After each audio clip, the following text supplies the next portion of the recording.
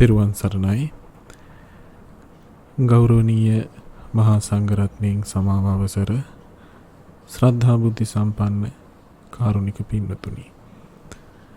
රතන සූත්‍රය පිළිබඳව අධ්‍යයනය කිරීමේදී අපි දැන් ඉන්නේ යම් බුද්ධ සිට්ටෝ පරිවන්නයි සුචින් කියන මෙන්න මේ ගාථා රත්නේ සමාධි මානන්තරිකඤ්ඤමාහු කියන පදය විස්තර කරගන්න තැන. අට කතාවේ සඳහන් කරනවා සමාධි මානන්තරිකඤ්ඤමාහෝති යංච අත්තනෝ පවත්ති සමනන්තරං නියමේනේව ඵලදානතෝ ආනන්තරික සමාධීති ආහු නහි මග්ග සමාධින්හි uppන්නේ තස්ස පලුප්පත්ති නිසේදකෝ කෝචි අන්තරායෝ අත්ති කියලා සඳහන් කරනවා. ඒ කියන්නේ මේ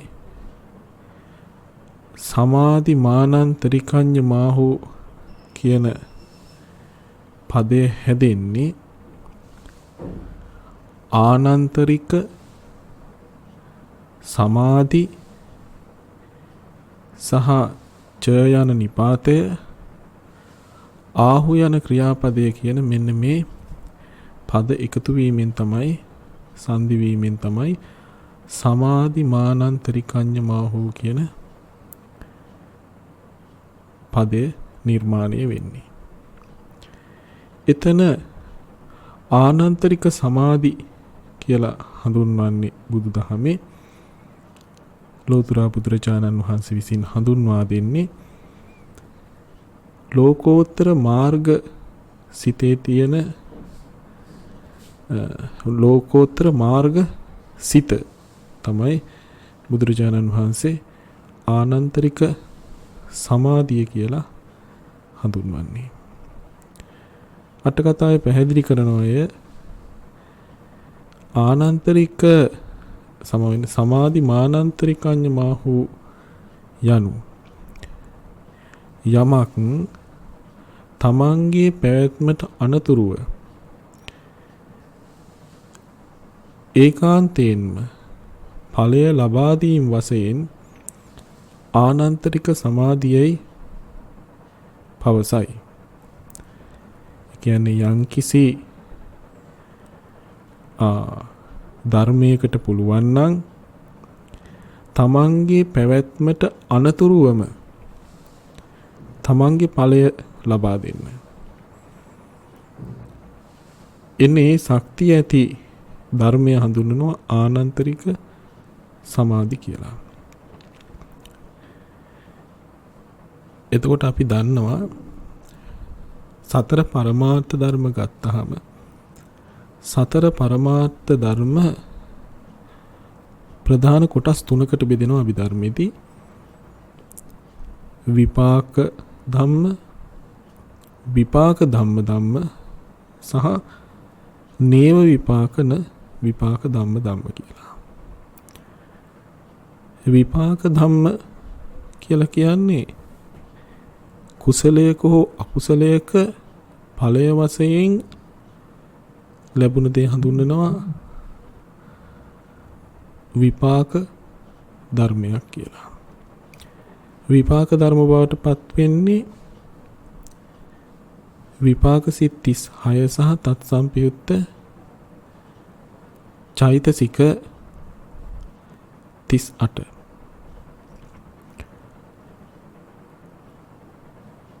ඊළඟට තිබෙනවා විපාක ධම්ම.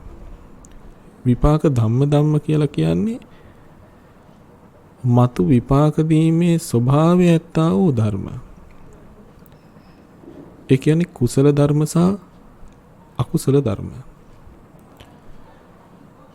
කුසල ධර්ම අකුසල ධර්ම කියලා කිව්වහම කුසල් සිත් තියෙනවා 21ක්. ඒ සිත් 21ක් තත්සම්පයුක්ත චෛතසික 38ක් හඳුන්වනවා කුසල ධම්මා කියලා. අකුසල් සිත් තියෙනවා 12ක්, තත්සම්පයුත්ත චෛතසික තියෙනවා 27ක්. මේ ධර්ම හඳුන්වන අකුසල ධම්මා කියලා. මේ දෙකේ එකතුව තමයි විපාක ධම්ම බවට පත් වෙන්නේ. එතකොට සතර පරමාර්ථයන්ගෙන් මේ කිව්ව විපාක සිත් 36ත් තත්සම්පයුත්ත චෛතසික 38ත් කුසල ධර්මයනුත් තත්සම්පයුත්ත චෛතසික ධර්මත් හැරුණු කොට අනික් සියල්ල හඳුන්වනවා නේව විපාක න විපාක ධම්මා වශයෙන්. නේව විපාක න විපාක ධම්මා කියන්නේ විපාක කියන ගණයට අයිති නැති, ඒ වගේම විපාක ධම්ම කියන සංඛ්‍යාවට අයිති නැති ධර්ම කියන එක. ඒ තමයි ක්‍රියාසිත 20, ඒ වගේම තත්සම්පයුත්ත චෛතසික 35, රූප 28 සහ නිර්වාණය. මේ කියන ධර්ම නේව විපාක න විපාක ධම්මා නම් වෙනවා. එතකොට මේ ත්‍රිකයට අනුව අපිට ඊටාම් පැහැදිලි කාරණයක් තමයි තමන් නිසා තවත් ඵලයක් ඇතිවීමට, ප්‍රතිඵලයක් ඇතිවීමට දායක වන්නේ පරමාර්ථ ධර්මයන්ගෙන් විපාක ධම්මා කියන සංඛ්‍යාවට ගිය අර කුසල ධර්ම පමණයි. හැබැයි මේ කුසල ධර්ම ගත්තහම එතකොට තව කාරණයක් මතක් කරන්නේ කුසල ධර්මයන්ගේ ඵලභාවයෙන් ලැබෙන යම් సంతානයක යම් අවස්ථාවක මිකී කුසල ධර්මයන් පහළ වීම කරන කොටගෙන ඇති වුණු කර්ම ශක්තිය නිසා එය මුහුකුරා යෑමෙන් එහි ඵලයක් හැටියට ලැබෙන දෙයට තමයි කියන්නේ විපාක ධර්මයක් කියලා. එතකොට මේ විපාක උපදවන ස්වභාව ඇති විපාක ධම්මවලත් ගති ලක්ෂණ දෙකක් අපිට දැක ගන්න පුළුවන්. ඒ ගති ලක්ෂණ දෙක තමයි ඇතැම් මේ විපාක ධම්ම මිච්ඡත්ත නියතයි. ඇතැම් මේ ධර්ම සම්මත්ත නියතයි. තව කොටසක් තියෙනවා ඒවා මිච්ඡත්ත නියතත් නැහැ, සම්මත්ත නියතත් නැහැ, අනියතයි. අපි මෙන්න මේ කරුණු තුන හඳුනා ගන්න ඕනේ. ධම්මසංගණී අට කතාවේ මේ පැහැදිලි කරන්නේ මෙහිමයි.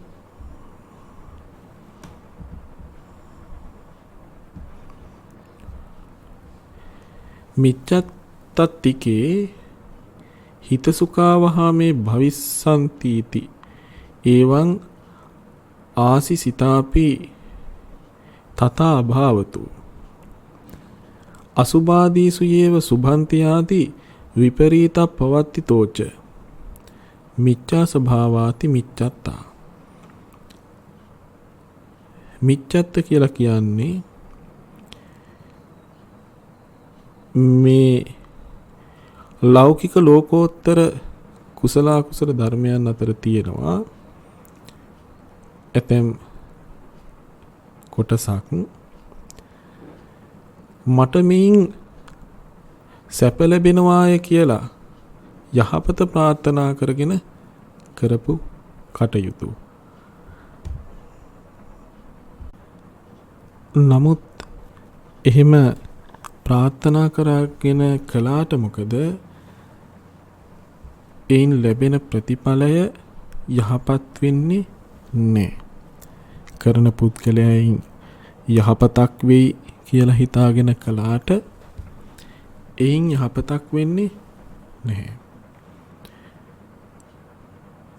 එබඳු කර්ම හඳුන්වනවා මිච්ඡත්ත ධර්ම කියලා. එතකොට යම්කිසි කර්මයකින් ඉෂ්ට විපාකයක් ලැබෙන්නේ නැත්නම් ලැබෙන්නේ අනිෂ්ට විපාකයක් නම් අමුතුවෙන් කියන්න ඕනේ නැහැ. මේ පින්වතුන්ට තේරෙනවා එක අකුසල කර්මයක් විය යුතුයි. තවත් විදිහකින් එය පැහැදිලි කරනවා අසුභාදීසු යේව සුභන්ති ආදී විපරීත පවත්තිතෝච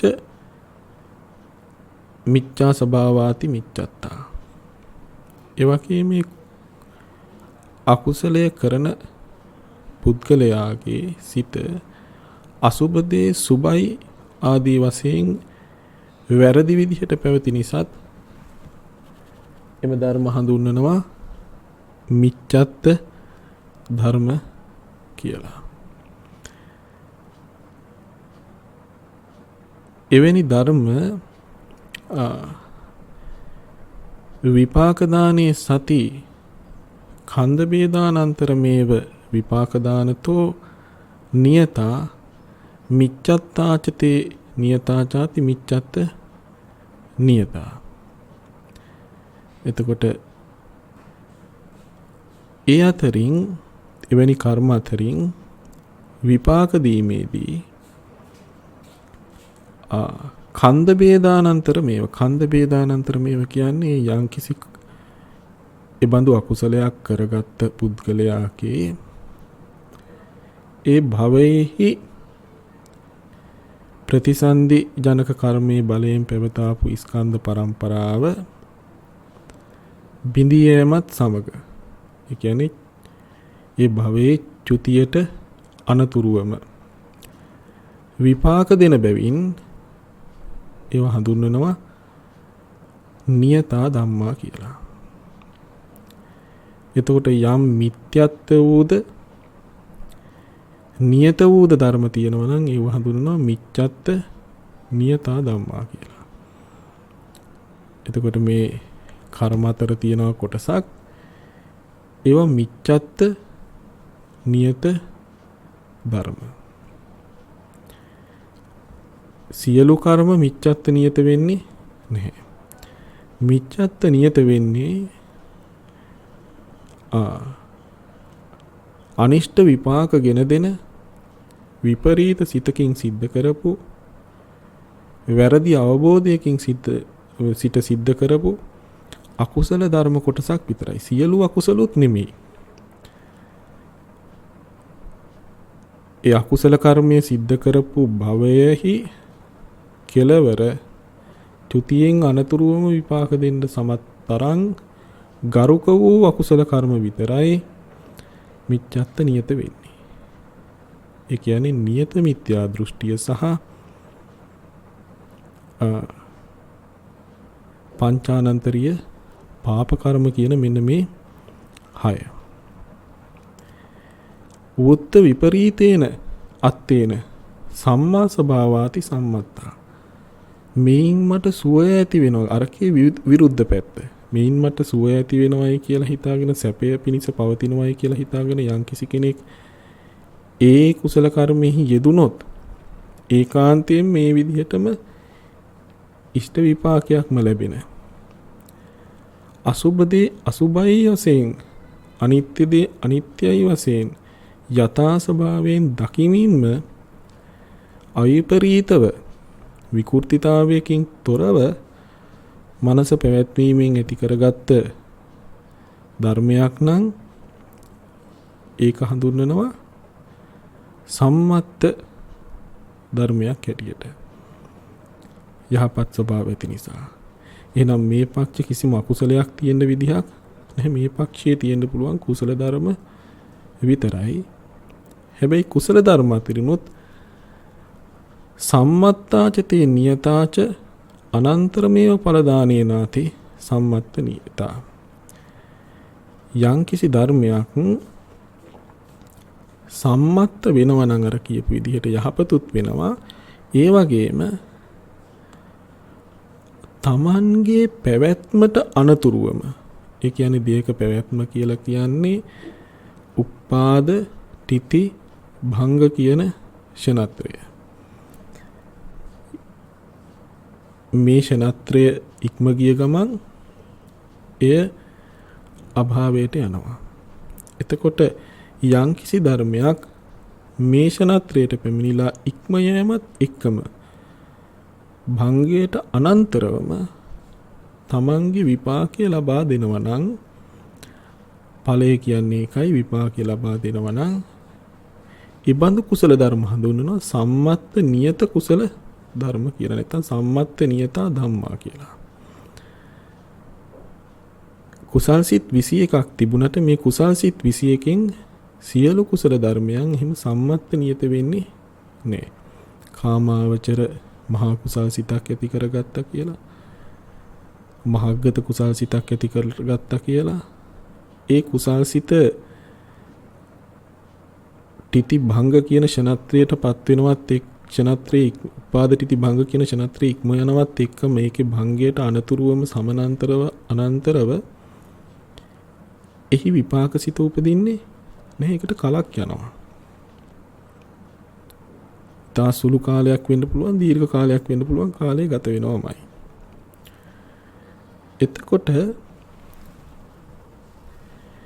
එවැනි කල්ගත කිරීමක් නැතිව තමන්ගේ පැවැත්මට අනතුරුවම විපාක දෙන්න පුළුවන් යම් ධර්මයක් පවතිනවා නම් ඒ ලෝකෝත්තර කුසල් සිත් 4 පමණයි.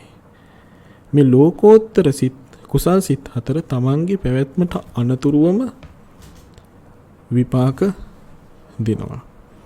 ඒ කියන්නේ මේ උදාහරණයක් හැටියට අපි දක්වලා තියෙන්නේ සෝතාපන්න මාර්ග චිත්ත වීතිය. ඒතර යම් කිසි පුද්ගලයෙක් තථාගතයන් වහන්සේ දේශනා කළ පරිදි හෝ තමන් විසින් පුරුණු ලද පාරමිතා පරිදි ස්වයම්බූ ඥානයෙන් හෝ මෙන්න මේ චිත්ත වීතිය උපදවන්න පුළුවන්. එහෙම උපදවනකොට උන්වහන්සේලාට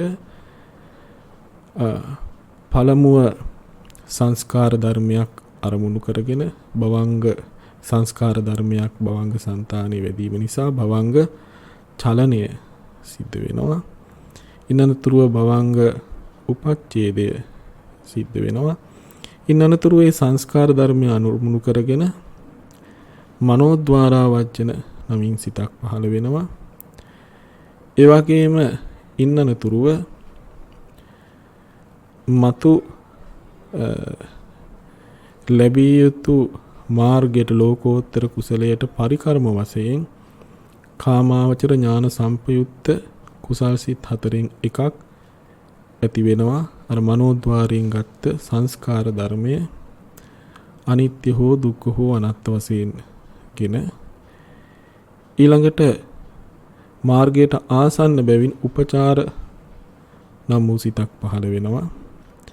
ඒ උපචාර සිතින් අර සංස්කාර ධර්මයමයි අරමුණු කරන්නේ කිව් ආකාරයෙන් අනිත්‍ය ආදී ලක්ෂණයකින් එකක්ගෙන. ඊළඟට අනුලෝම මාර්ගයට අනුලෝම වන සිතක් පහළ වෙනවා. ඒකත් මේ උපචාර සිතත් ඥාන සම්පයුක්ත කුසල් සිත් 4න් එකක්. ඒ කියන්නේ පරිකර්ම සිත යම් සිතක්ද ඒහා සමානම සිතක් උපචාරය වෙන්නේ. ඒහා සමානම සිතක් අනුලෝම වශයෙන් උපදිනවා. අර සංස්කාරය අනිත්‍ය ආදී දෙකපු ලක්ෂණයෙන්ම දකිමින්. ඉන් අනතුරුව ගෝත්‍ර වූ නම් සිතක් පහළ වෙනවා. මේ ගෝත්‍ර වූ සිතත් මේ පරිකර්ම උපචාර අනුලෝම වුණු වශයෙන් පහළ වුණු ලෞකික මහා කුසල් සිත් 4න් එකක් පහළ වුණා නම් ඒ හා සමානම සිතක් තමයි මෙතනත් පහළ වෙන්නේ. මේ සිත ඔහුව පෘථග්ජන ගෝත්‍රයෙන් ඉවත් කරලා නගා සිටවලා ආර්ය භූමියෙහි පිහිට. ඒ කියන්නේ මේ ගෝත්‍ර භූ කියන සිත ගත්තහම මේ ගෝත්‍ර භූ සිත කෙනෙක් පෘථග්ජන ගෝත්‍රයෙන් ඔසවා ආර්ය ගෝත්‍රයට පමුණුවන සිත. ආර්ය ගෝත්‍රෙහි පිහිටවන සිත එකයි ගෝත්‍ර භූ කියලා කියන්නේ. මේ සිත අරමුණු කරන්නේ නිර්වාණය. මේ තමයි සංසාර ගමනේදී චිත්තසංතානෙහි ප්‍රථම වතාවට නිර්වාණය අරමුණු කරගෙන පහළ වෙන සිත. ඒක හරියට රජ්ජුරුවන්ව බැහැ දැකලා යම්කිසි කටයුත්තක් සිදු කරගන්න යන ගම්වැසියෙක් රාජමාලිගාව ආසන්නයට යද්දී නගරයේ වීථි සංචාරය කරලා මංගල හස්ති රාජයා පිට නැගලා රජමාලිගාවට ඇතුළු වන රජ්ජුරුවන්ව බුරතියා දකිනවා වගේ මේ සිත නිර්වාණය අරමුණු කරාට ලෝකෝත්තරත්වයට පැමිණ නැහැ තාම. ලෞකිකයි. හැබැයි අරමුණ ලෞකික නැහැ. ඒ වගේම මෙම සිතට සිත අනන්තර වෙන්නේ ප්‍රත්‍ය වෙන්නේ ලෝකෝත්තර මාර්ගසිත පහළ වෙන්න. ඒක නිසා මේ සිත ලෞකික නමුත් ලෝකෝත්තර ස්වභාවයට පුද්ගලයෙක් පත් කරන සිතක්. මේ සිතෙන් නිර්වාණය දර්ශනය වුණු පසු ඒ නිර්වාණයේ සාන්ත ස්වභාවය දකින මේ යෝගාවචරයට සංස්කාර ධර්මයන් කෙරෙහි තියෙන ඇල්ම දුරු වී පහ වී තෘෂ්ණාව ප්‍රහාණය වී ඔහුට ඊළඟ ශනේ පහළ වෙනවා මාර්ග චිත්තය. ඔහු පළමු වරට නම් ලබන්නේ සෝතාපන්න මාර්ග චිත්තය වෙනවා. එතකොට මේ සෝතාපන්න මාර්ග චිත්තය පහළ වුණාට පස්සේ ඒ මාර්ගසිත පහළ වීමත් එක්ක ඉර පෑයීම, අඳුර නැසීම, සහාලෝකයේ පැතිරීම කියන කරුණු තුනම එකවර සිදු වෙනවා හා සමානව කෙලෙස් දුරු වීම කියන්නේ ප්‍රහාණය විය යුතු ඒ මාර්ගයෙන් ප්‍රහාණය කළ යුතු යම් කෙලෙස් සමුදායක් තියෙනවද, සංයෝජන ධර්ම තියෙනවද, අකුසල ධර්ම තියෙනවද, ඒ ප්‍රහාණය වීම, නිර්වාණය අරමුණු වීම, චතුරාර්ය සත්‍ය ධර්මය අවබෝධ වීම කියන මේ කරුණු එකවර සිද්ධ වෙනවා. මාර්ගය පහළ වීමත් ඒ වගේම එයින් නැසිය යුතු අකුසල ධර්මයන් ප්‍රහාණය වීමත් නිර්වාණය අරමුණු වීමත් කියන මේ කරුණු එකවර සිද්ධ වෙනවා.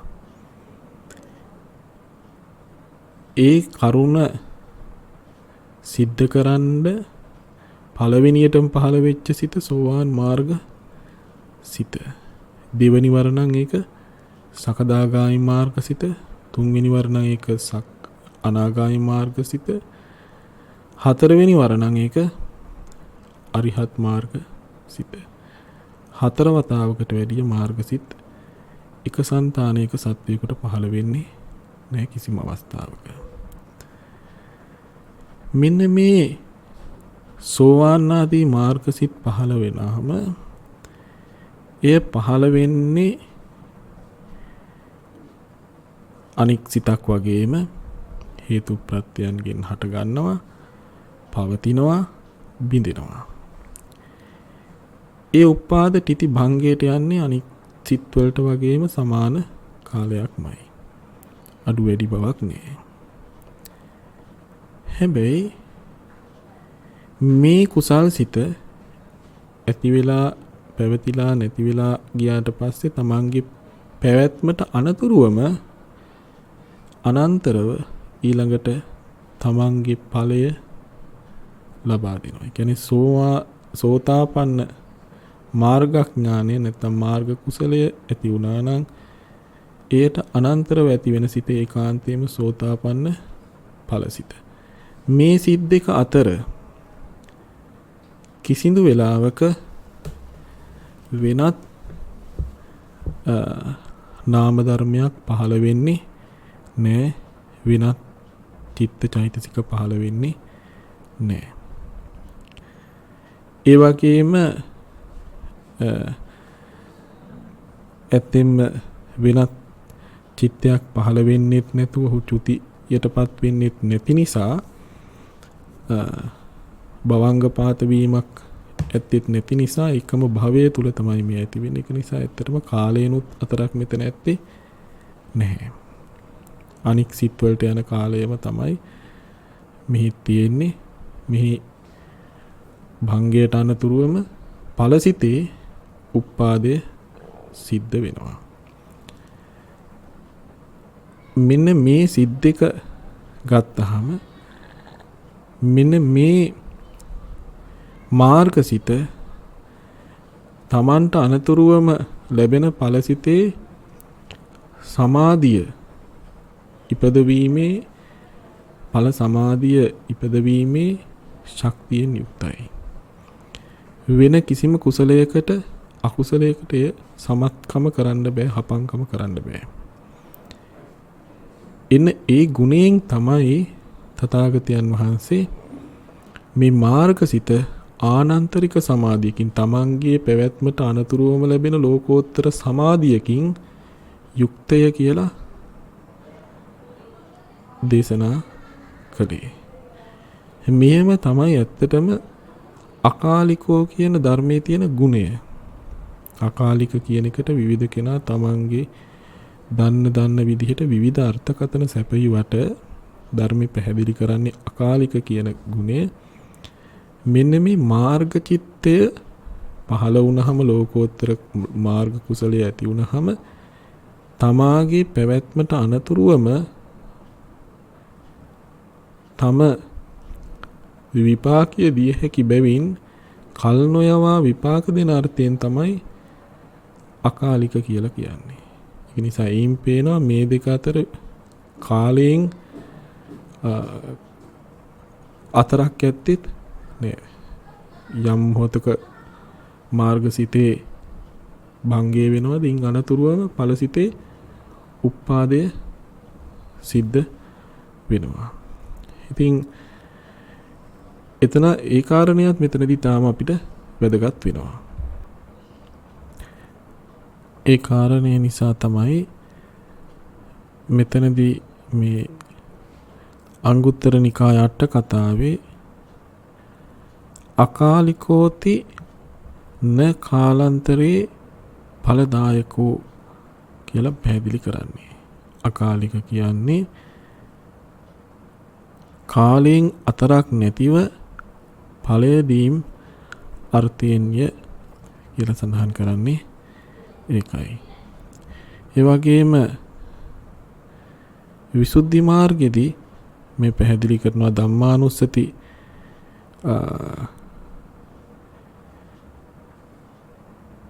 භාවනාව පිළිබඳව පැහැදිලි කිරීමේදී මේ ධර්මයේ ගුණ 6 ගත්තාම ස්වක්කාතාදී එතනදී ස්වක්කාතෝති ඉමස්මින් හිපදේ පරියත්ති ධම්මෝපි සංඝං ගච්ඡති ඊතරේසු ලෝකෝත්තර ධම්මෝ.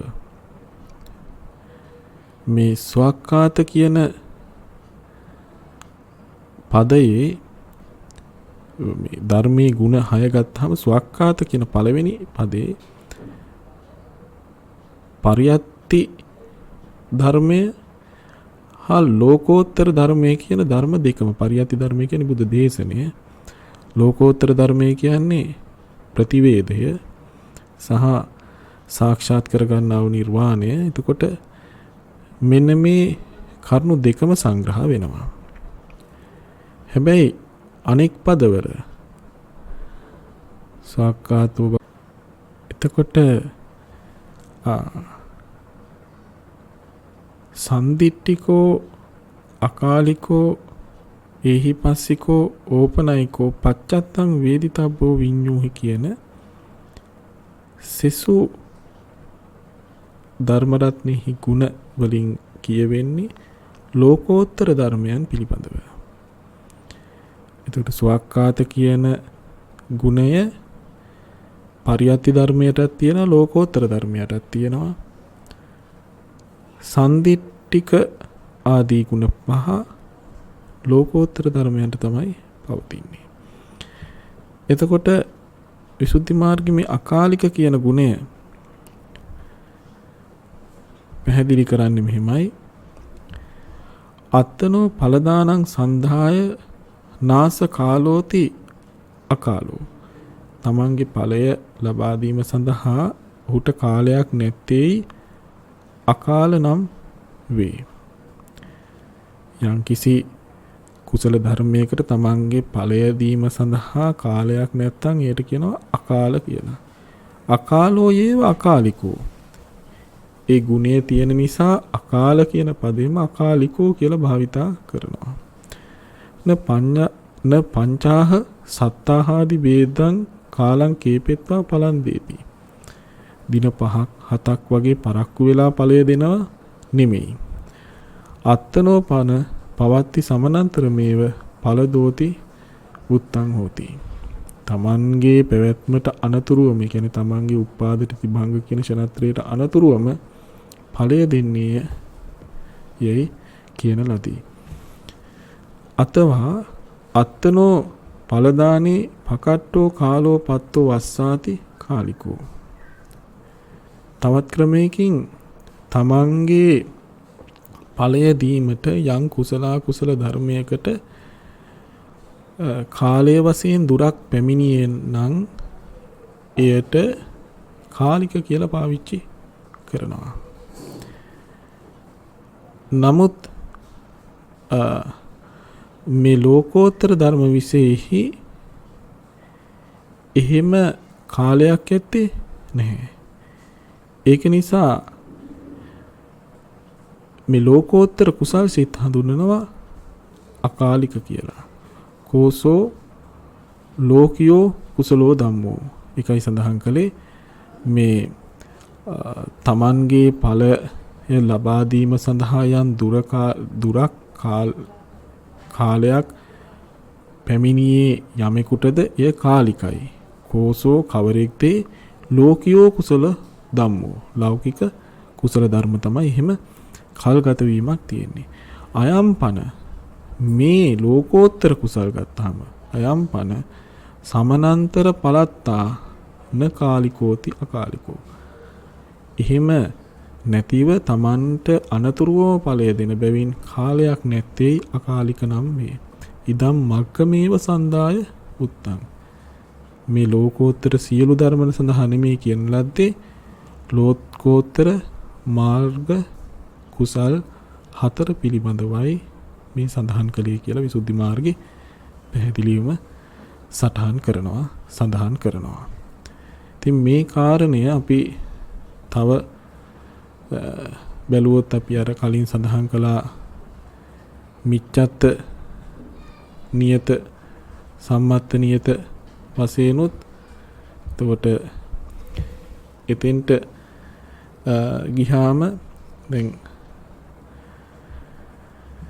මේ චිත්ත වීතිය මාර්ගයට අනතුරුවම ඵලය ලබා දීලා තියෙනවා. ඒක නිසා තමයි සම්මත්ත නියත හැටියට හැඳින්වුවේ. එතකොට සම්මත්ත නියත ධර්මයක ඵලය වෙන්නේ ලෝකෝත්තර ඵලසිත. ඒ ලෝකෝත්තර ඵලසිතට අනන්තරව පැවතියේ ලෝකෝත්තර කුසල්සිත.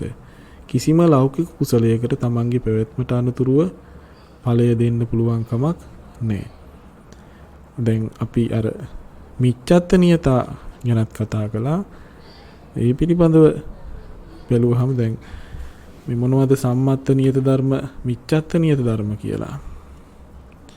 ධම්මසංගණී ප්‍රකරණේ අට කතා කාණ්ඩේ පැහැදිලි කරන්නේ ඛතමේ ධම්මා මිච්ඡත් නියතා චත්තාරෝ දිට්ඨිගත සම්පයුත්ත චිත්තුප්පාදා ද්වේ දෝමනස්ස සහගත චිත්තුප්පාද ඉමේ ධම්මා සියා මිච්ඡත්ත නියතා සියා අනියතා කියලා.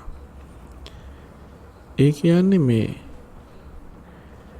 මිච්ඡත්ත නියත වෙන්නේ අර තමන්ගේ යම්කිසි సంతානයක පහළ වුණාට පස්සේ වරදවා පහළ වුණාට පස්සේ එම භවයේහි චුතියට අනතුරුවම විපාක දෙන නිසා තමයි මිච්ඡත්ත නියත වෙන්නේ.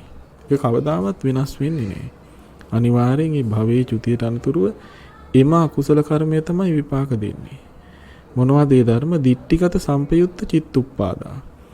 දිට්ඨිගත සම්පයුත්ත අකුසල් සිත් 4, ලෝභ මූල අකුසල් සිත් 4 සහ ද්වේ දෝමනස්ස සහගත චිත්තුප්පාදා. දෝමනස්ස සහගත චිත්තුප්පාද 2. ඒ කියන්නේ පටික සම්පයුත්ත සිත් 2. මෙන්න මේ දෙක ඉමේ ධම්මා සියා මිච්ඡත්ත නියතා සියා අනියතා. හැබැයි මේ දෙක ගත්තාම හැම වෙලෙම මිච්ඡත්ත නියත වෙන්නෙත් නෑ. මෙන්න මේ සිත් දෙක නෙමේ සමාවෙන්න මෙතන තියෙන. එතකොට සිත් දිට්ඨිගත සම්පයුත්ත සිත් 4ක් තියෙනවා. දෝමනස්ස සහගත සිත් 2ක් තියෙනවා. එතකොට සිත් මෙතන තියෙනවා 6ක්. එතකොට මෙන්න මේ සිත් 6 අරගත්තාම මේ සිත් 6 සහ තත් සම්පයුත්ත චෛතසික ධර්ම මිච්ඡත්ත නියත වෙන්නේ දිට්ඨිගත සම්පයුත්ත සිත් 4 යොදාගෙන නියත මිත්‍යා දෘෂ්ටියක්. ඒ කියන්නේ අකිරිය නාස්තික අදහස් දරනකොට එන්නේ ඒ වෙලාවේදී තමයි මේ කිසිම කර්මයක් කියලා දෙයක් නැහැ. මරණයෙන් පස්සේ සියල්ල අවසానයි. කිසිම මේ මරණයෙන් මසු පැවැත්මක් නැහැ. මේ පින්පව් කියලා දෙයක් විශ්වාස කරලා තේරුමක් නැහැ. ගංගානංගගේ උඩ ඉඳලා පල්ලෙහාට යන කම්ම කෙනෙක් මිනිස්සු මරමින් ගියත් ගංගානංගගේ පහළ ඉඳන් උඩ එන කම්ම මහා යාග දාන දී කෙනාවත් මේන් වෙන කිසිම පවක් හෝ පිනක් ඇත්තේ නැහැ. ඒ වගේ ඉගැන්වීම් සත්‍ය වශයෙන් පිළි අරගෙන වරදවා දැක්කන්නේ ඒව මිත්‍යා දෘෂ්ටි නියත මිත්‍යා දෘෂ්ටි බවට පත් වෙනවා. ඒ බරපතල නියත මිත්‍යා දෘෂ්ටියේ යුක්ත අකුසල් වන අවස්ථාවලදී මේවා ගරුක කර්ම බවට පත් වෙලා ඒ භවයේ චුතියට අනතුරුවම ඔහු අපායගාමී පුද්ගලයෙක් බවට පත් කරනවා. එතකොට යම්කිසි කෙනෙක් දෙවියන් වහන්සේ ලෝකයේ මෙවුවා දෙවියන් වහන්සේ වෙත අපි නැවත යන්නට ඕනේ. අපි යහපතක් කරාම ඒ අනුව අපිට යන්නට පුළුවන් දෙවියන් වහන්සේට. දෙවියන් වහන්සේ ගාවට ගිහා මේ ලෝකයේ සදාකාලික ආදී වශයෙන් පිළිගැනීම් සමහර වෙලාවට තියෙනවා. එයත් වැරදි දෘෂ්ටියක්. හැබැයි ඔහු මරණයෙන් සියල්ල අවසන් වෙනවා කියන මේ වගේ වැරදි බරපතල පින්පව් ප්‍රතික්ෂේප කරපු යහපත ප්‍රතික්ෂේප කරපු දෘෂ්ටියක නෙමෙයි ඉන්නේ. එවැනි දෘෂ්ටීන්ගෙන් සිදුවන අකුසල ධර්මයන් ඒකාන්ත ගරුක කර්මයන් බවට පත් වෙන්නේ. අන්න ඒ වගේ දිට්ඨිගත සම්පයුත්ත සිත් අනියතයි කියලා හඳුනනවා. මොකද සමහර විට ඒ අකුසලය බලපාලා හෝ මරණයෙන් පසු අපාගත වෙන්නත් පුළුවන්. එහෙම නැත්නම් තමන් කරගත් යහපත් දෙයක් සිහිපත් වෙලා දෙව්ලෝක ආදී උපදින්නත් පුළුවන්. එතකොට ඒක නිසා කොටසක් විටක මේක මිච්ඡත්ත නියත වෙනවා, විටක මිච්ඡත්ත නියත වෙන්නේ නැහැ. ද්වේෂ මූල සිත් දෙකත් එහෙමයි. පංචානන්තරීය පාප කර්මයක් කරනකොට ඒ සඳහා මෙන්න මේ අකුසල් සිත් දෙක තමයි උපදින්නේ. ඒ පංචානන්තරීය පාප කර්ම අතරින් කිසිවක් කරගත්තොත් එය ගරුක කර්මයක් බවට පත් වෙනවා. එය මරණයෙන් පසු විපාක දෙනවා. එතකොට ඒක මිච්ඡත්ත නියතයි. වෙනත් තරහ ගැනීම, කේන්ති ගැනීම අකුසලයක් කරනකොට ඒක එතකොට අන්න අනියත බවට පත් වෙනවා.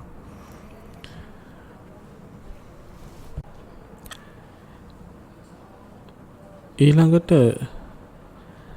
සම්මත්ත නියත ධර්ම ගැන කතා කරනකොට සඳහන් කරනවා කතමේ ධම්මා සම්මත්ත නියතා චත්තාරෝ මග්ගා අපරියාපන්නා ඉමේ ධම්මා සම්මත්ත නියතා. මොකද සම්මත්ත නියත කියලා කිව්වේ තමන්ගේ පැවැත්මට අනතුරුවම ඵලය ලබා දෙන. ඒකට සෝතාපන්න සකදාගාමි අනාගාමි අරිහත් කියන මාර්ග කුසල්සිත කවදාවත් කිසිම අවස්ථාවක එහෙම නොදී පවතින්නේ නැහැ. ඒ නිසා මෙතන අර සියානියතා කතාවක් නැහැ. ඒකාන්තයෙන්ම සම්මත්ත නියතයි මොනවද?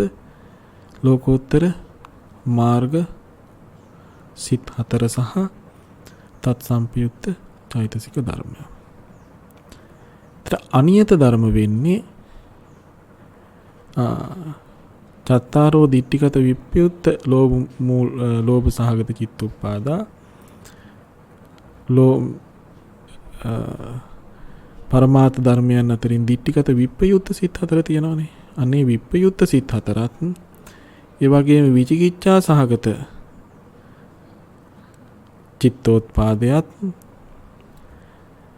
චිත්තෝත්පාදය කියන්නේ සිතුත් ඒ චෛතසිකත් කියන එක. උද්දච්ච සහගත චිත්තුප්පාදා උද්දච්ච සහගත සිතයි තත් සම්පයුක්ත චෛතසිකයි. ඒ වගේම ලෞකික කුසල් සිත් 17 ලෝකෝත්තර විපාකත් සහිතව චාතුර්භූමික විපාක සිත් 36 සහ තත් සම්පයුක්ත චෛතසික.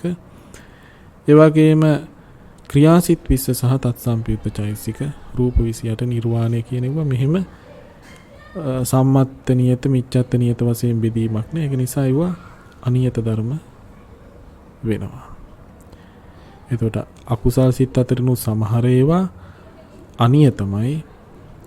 මේ සිත් 6 ගත්තාම විතක නියත වෙන්න පුළුවන්, විතක අනියතව පහළ වෙන්න පුළුවන්. කුසල් ගත්තාම ලෝකෝත්තර කුසල් 4 විතරක් සම්මත්ත නියතයි. අනික් කුසල් අනියත වශයෙන් තමයි ලැබෙන්නේ. ඉතින් මේ විදිහට මේ සම්මත්ත නියත වශයෙන් පවතින ධර්ම ගත්තාම මෙන්න මේ ධර්ම නිසා ඒකාන්තයෙන් ඵලය කල් නොයවා ලැබෙනවා. ඒ ඵල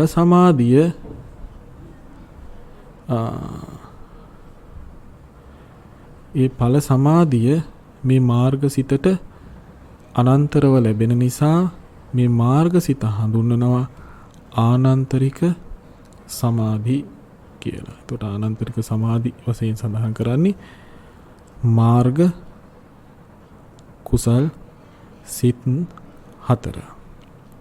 ඉතින් අර සම්මත්ත නියතා ගැන කතා කරනකොටත් කියන්න මේ සමහර අය හිතාගෙන ඉන්නවා වරදවා මේ කටින පිංකම් වගේ ඒවා හැම කරාම කිසිම පාප කර්මයකට සොලවන්න බෑ. ආනන්තරීය පාප කර්මයක් කරේ නැත්තම් ඒකාන්තයෙන් ඒකෙන් විපාක ලැබෙනවා. ඒවා හැම මේ කුසල පක්ෂයේ තියෙන ගරුක කර්ම කියලා. කුසල පක්ෂයේ ගරුක කර්ම හැටියට හඳුන්වලා තියෙන්නේ. ඒකත් මෙතනදී කියන්න ඕනේ මේ කුසල පක්ෂයේ ගරුක කර්ම හැටියට හඳුන්වන්නේ මහග්ගත කුසල්. ඒ මහග්ගත කුසල් උනත් ගරුක කර්ම වෙන්නේ ඒයින් නොපිරිහි හිටියොත් විතරයි. ඊට පස්සේ විසුද්ධි මාර්ගය සඳහන් කරනවා යම්කිසි විපස්සනා භාවනා වඩන යෝගාවචරයේ කාංකා විතරන විසුද්ධිය දක්වා සිත දියුණු කරගත්තොත් ඔහුගේ තදංග වශයෙන් සක්කාය දිට්ඨි විචිකිච්ඡා සීලබ්බත පරාමාස කියන සංයෝජන තුන තදංග වශයෙන් සම්පූර්ණ නෙමෙයි තදංග වශයෙන් ප්‍රහාණය වෙනවා. දිට්ඨි විසුද්ධි කාංකා විතරන විසුද්ධි කියන විසුද්ධි දෙකේ ආනුභාවයෙන් ඔහුත් ඒයින් නොපිරිහි හිටියොත් පමණක් මරණයෙන් පසු ඒකාන්තයෙන් සුගතිගාමී වෙනවා. ඒක නිසා ඔහු චුල්ල සෝතාපන්න සදිසයි කියලා සඳහන් කරලා තියෙනවා. නමුත් මේ අවස්ථා දෙකෙත් විශේෂයෙන් සඳහන් වෙන දෙයක් තමයි ඒයින් නොපිරිහි හිටියොත් කියන එක. ඒක නිසා කිසිම අවස්ථාවක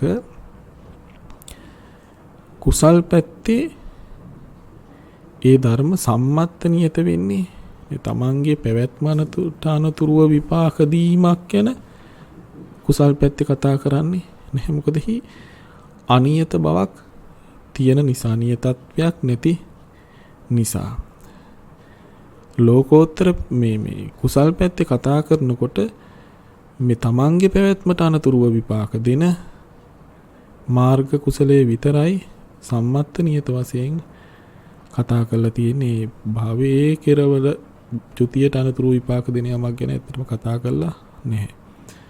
ඊට පස්සේ මේ පාසල් පෙළ පොතේ හැම 10 වසර පාසල් පෙළ පොතේ මුණ ගැහෙනවා දරුවන්ට උගන්වන්න දෙනවා මේ මාර්ගසිත හතරත් ගරුක කර්ම හැටියට. කවදාවත් ඒක වෙන්නේ නැහැ. මොකද ගරුක කර්ම වලින් කතා කරන්නේ ප්‍රතිසන්දි විපාක දෙන්න පුළුවන් සිත් පිළිබඳව තමන්ගේ චුතියට අනතුරුව ඒ කුසල කර්ම කරගත්ත චුතියට අනතුරුව ප්‍රතිසන්දි විපාක දෙන්න පුළුවන් ඒවා. ලෝකෝත්තර කුසල් අපචේගාමි කුසල් හැටියට සඳහන් කරන ලෝකෝත්තර කුසල් නිසා භවය කෙටි වෙනවා මිසක් කවදාවත් තව ප්‍රතිසන්දියක් ලබා දෙන්නේ නැහැ. ලෝකෝත්තර කුසල් කරපු කෙනෙක්ට අපායාදී යම් ප්‍රතිසන්දි දීම එන හිටිනවා දුරු වෙනවා. වෙනත් කරගත්තා වූ කුසල ධර්මයකින් ඔහු තව උපදිනවා නම් සුගතියෙහිම ප්‍රතිසන්දිය ලබා දෙනවා. ඒක කරන්නේ වෙනත් කරගත්තා වූ කුසල ධර්මයකින්. කරගත්ත කිසිම අකුසල ධර්මයකට එන්න පුළුවන් කමක් නැහැ. ඌට ප්‍රතිසන්දියක් ලබා දෙන්න මාර්ගීය ආනුභාවයෙන්. ඒ වගේම ඇතැම් භවයන්ගේ ප්‍රතිසන්දි පවා මාර්ග චිත්තානුභාවයෙන් වළක්වලා තියෙන නිසා ඔහුගේ ඉපදීමත් සීමා වෙලා තියෙන එක කුසලයේ මාර්ග ලෝකෝත්තර කුසල වල බලය. නිසා මේ වගේ ගැඹුරට කල්පනා කරන්නේ නැතිව වැරදි අදහස් සමහර වෙලාවට මේ පෙළ පොත් දහම් පාසල් පොත් වලට පවා ඇතුළත් වීම තරම් සුදුසු දෙයක් නෙමෙයි. මොකද මේවා පොඩි කාලේ හිතේ කාවැදුනහම අයින් කරන්න හරි අමාරුයි. ඔය චුතිසිතට අනුව තමයි ප්‍රතිසන්දිය ගන්න කියන එකත් එහෙම වරද්දාගත් එකක් නේ. එහෙම ඉගැන්වීමක් අභිධර්මයේ කෙරෙන්නේ. නමුත් අභිධර්මයේ කොටස උගන්වනකොට මට මතක විදිහට 8 වසර හරි 9 වසර හරි දහම් පාසල් පෙළ පොතේ ඒ සඳහන් කරනවා. ඊට පස්සේ රහතන්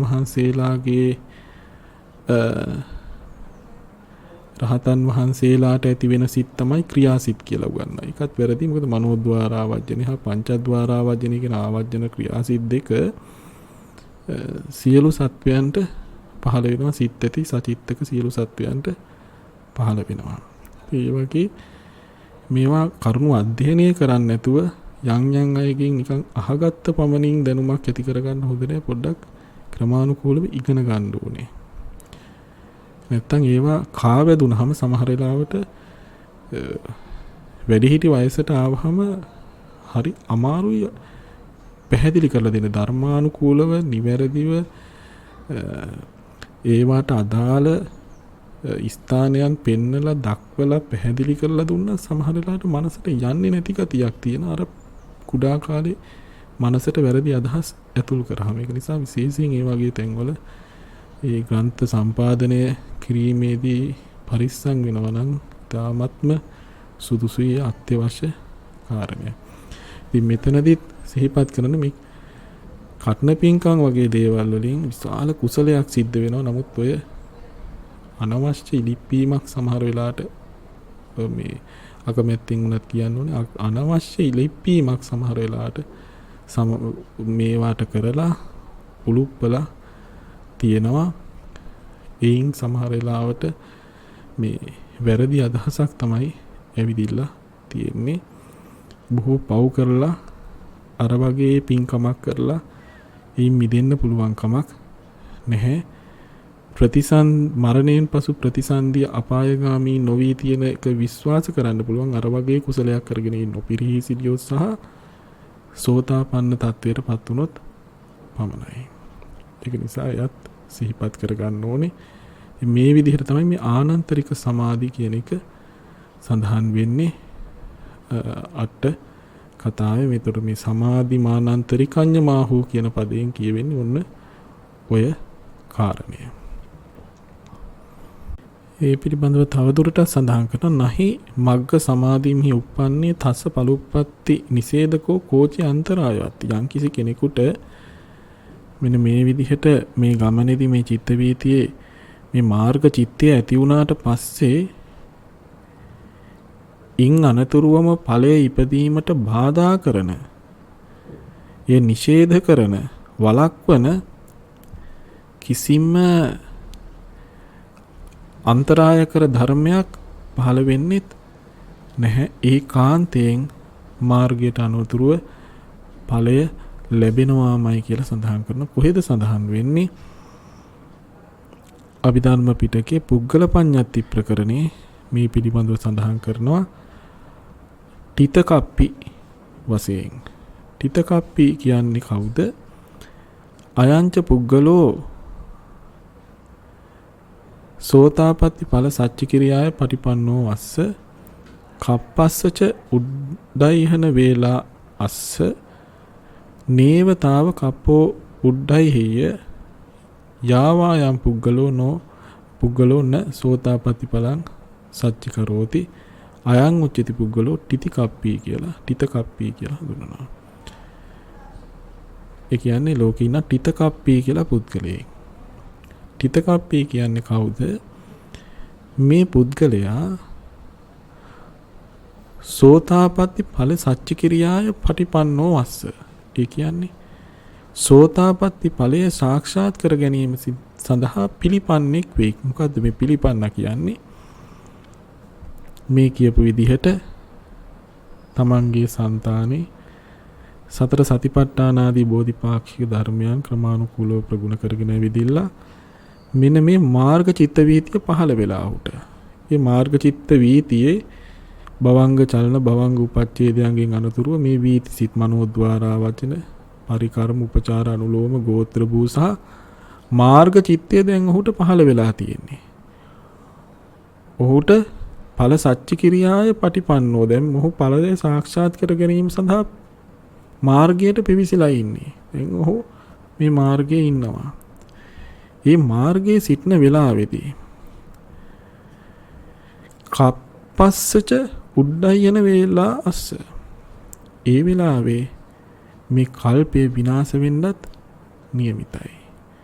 අලු දූවිලි නැතුව කෝටි ලක්ෂයක් සක්වල විනාශ වෙන්න යන වෙලාව.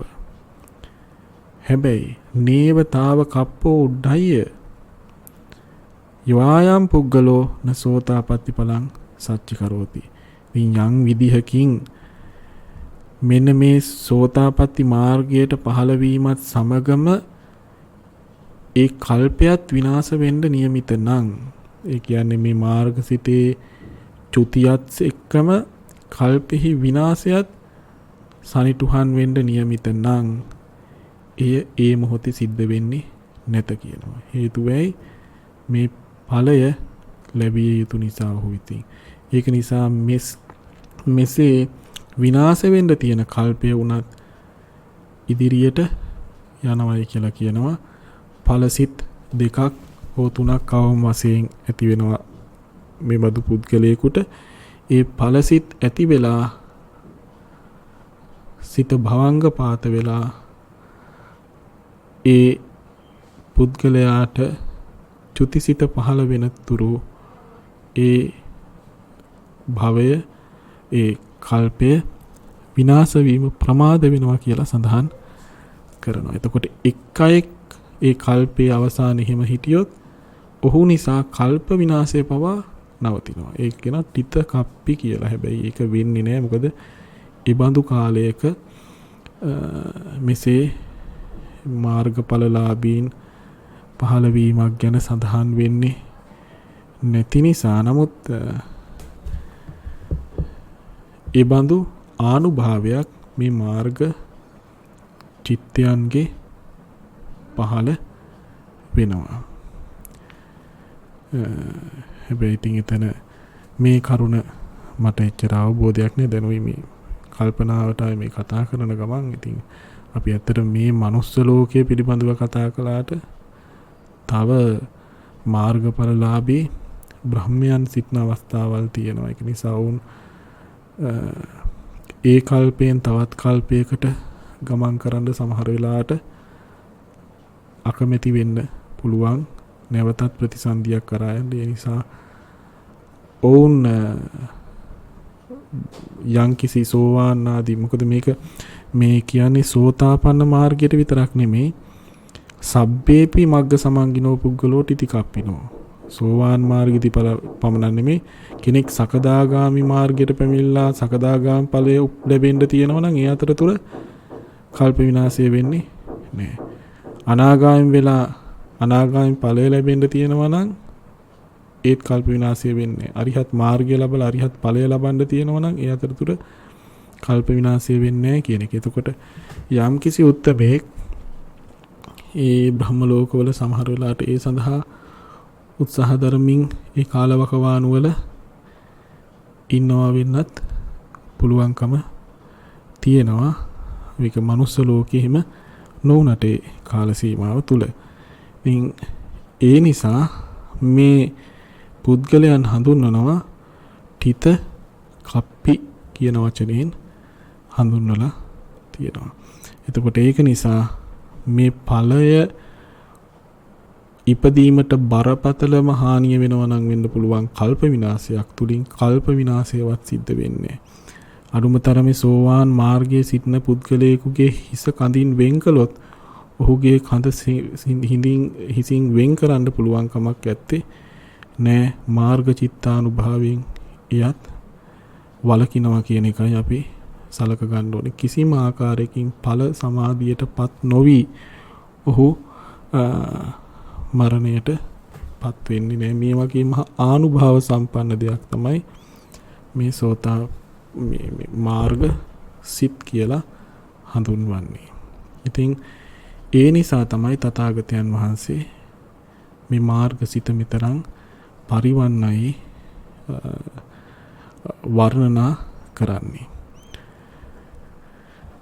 සමාධිනා තේන සමෝන විජ්ජති. ඉතින් මේ සමාධිය හා සමාන සමාධියක් විනත් ඇත්තෙත් නෑ. තේන බුද්ධ සෙට්ට පරිවන්නිතේන සුචිනා ආනන්තරික සමාධිනා සමෝ රූපාවචර සමාධිවා අරූපාවචර සමාධිවා කෝචි න විජ්ජති.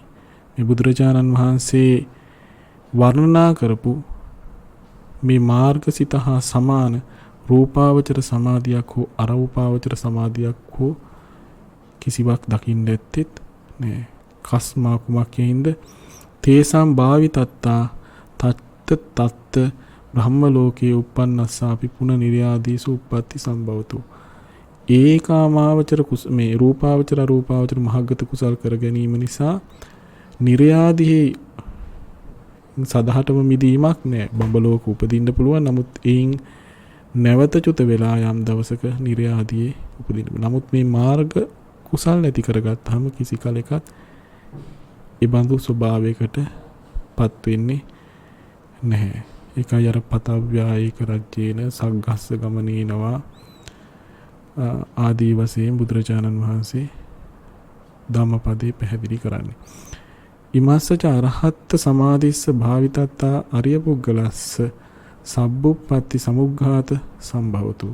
මොකද මේ අතරින් මේ මාර්ගසිත හතරම මෙතන තියෙනවා. ඒකෙන් අරිහත් මාර්ගයේ යම් කිසි කෙනෙක් ඇති කරගත්තොත් ඔහුට සියලු උප්පත්තීන්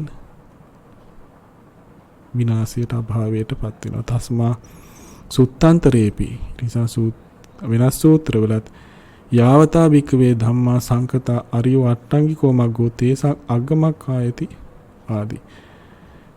යම් සංකත ධර්ම තියෙනවා නම් හේතු ප්‍රත්‍යයෙන් සකස් වෙච්ච අතරින් ආර්ය අෂ්ටායික මාර්ගය අග්‍රයි කියලා කියනවා. ඒ කියන්නේ සංකත ධර්මයන් අතරින් කෙරවලම තියෙන්නේ මේ ආර්ය අෂ්ටායික මාර්ගය. මොකද ආර්ය අෂ්ටායික මාර්ගය සංකතයි. නමුත් ඒ ලෞකික නැහැ. අනික් සියලු සංකත ධර්ම ලෞකිකයි. නමුත් මේ ලෝකෝත්තරයි. මේ දුක්ඛ සත්‍ය වැටෙන්නේ. අනික් සියලු සංකත ධර්මයන් ගත්තහම තෘෂ්ණාව හැර සියල්ල දුක්ඛ සත්‍ය වැටෙනවා. තෘෂ්ණාව දුක්ඛ සමුදය සත්‍ය වැටෙනවා. මේ මාර්ග සත්‍ය තමයි ඇතුළත් වෙන්නේ. මෙන්න මේ කාරණා නිසා සමාධිය පිළිබඳව කතා කරද්දී චිත්ත ඒකාග්‍රතාවය ගැන කතා කරද්දී මාර්ගසිතේ ඒකාග්‍රතාවයේ සියලු ලෞකික සමාධීන් පරයා තිබෙන්නේ එහා සමාන කර හැකි ලෞකික සමාධියක් කිසිදු ආකාරයකින් සොයා ගන්නට පුළුවන් කමක් නැහැ. නිසා වදාලා සමාධිනාතේන සමෝන විජ්ජති යනුවෙන්. ඒවම් භගවා ආනන්තරික සමාධිස්ස අඤ්ඤේහි සමාධිහි අසමතං වත්වා. මේ විදිහට භාග්‍යවතුන් වහන්සේ ආනන්තරික සමාධියෙහි, ඒ කියන්නේ මාර්ග චිත්තේහි අන්‍ය වූ සමාධීන්ගේ අසමාන බව දක්වලා මෙතන ඇත්තටම ආනන්තරික සමාධිය හැටියට මාර්ගසිත ගැන සඳහන් වෙන්නේ. මුලින්මත් අපි දැක්වා මග්ග ධම්ම ගුණ වශයෙන් තමයි මේ පැහැදිලි කරන්නේ. ඒතර මාර්ගය ගැන කතා කරනවා නම් එහි ඵලභාවයෙන් ඵල සමාධියත් සාකච්ඡා කළා වෙනවා. එතකොට මේ මාර්ගඵල සමාධි පිළිබඳව කතා කරනකොට එහා සමාන කළ හැකි වෙනත් ධර්මයක් ඇත්තේ නැහැ. වෙනත් සමාධියක් ඇත්තේ නැහැ. ඒ බව මේ ආකාරයෙන් පැහැදිලි කළ තථාගතයන් වහන්සේ කලින් පැහැදිලි කරපු කලින් ගාථාවල පැහැදිලි කරපු ආකාරයෙන්ම ධර්ම රත්නේ මාර්ග ධර්ම රත්නේහි කලින් ගත්තේ නිර්වාණ ධර්ම රත්නේනේ, මෙතන මාර්ග ධර්ම නම් වූ රත්නේහි අනිකුත් සමාධීන් හා අසමාන භාවය නිසා එම සත්‍ය ඇසුරු කොටගෙන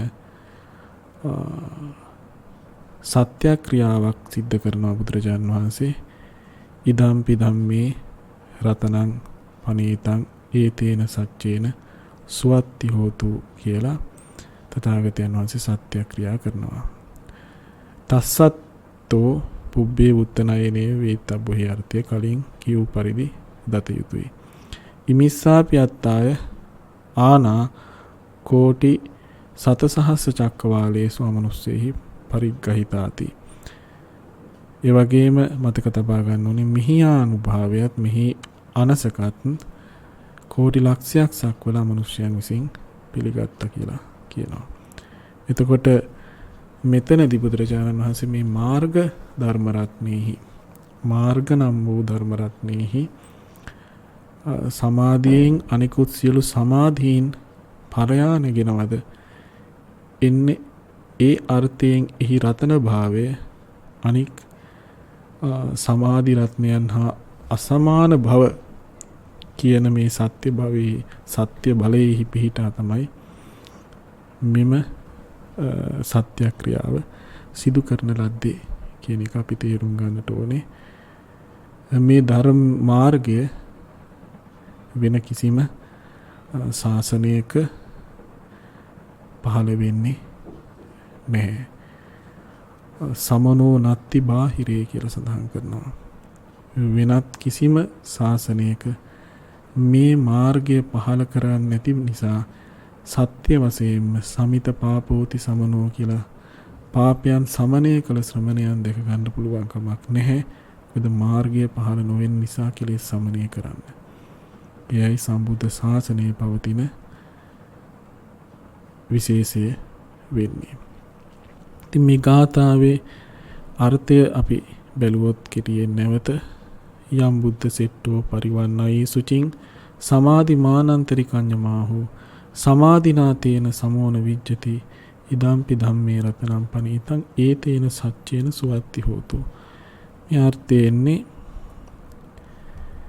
බුද්ධ සෙට්ටෝ ශ්‍රේෂ්ඨ වූ බුදුරජාණන් වහන්සේ විසින් යම් කිසියම් වූ සුචින් අත්‍යන්ත පිරිසිදු වූ මාර්ග ධර්මයක් පරිවන්නයි වර්ණනා කරන ලද්දීද ආනන්තරික සමාධිංච ආනන්තරික සමාධියයිද යම් යමක් ආහු දේශනා කළේද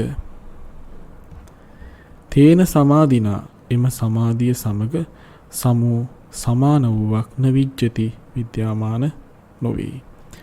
ඉදම්පි මෙම කරුණෙහිද ධම්මේ ලෝකෝත්තර මාර්ග නම් වූ ධර්මෙහි රතනං රතන භාවයේ වත් රතන අර්ථය පනීතං උසස්ය ශ්‍රේෂ්ඨය උදාරතරය ඒතේන සච්චේන ඒ සත්‍යානුභාව බලයෙන් සුවත්ති හෝතු යහපතක් වේවා.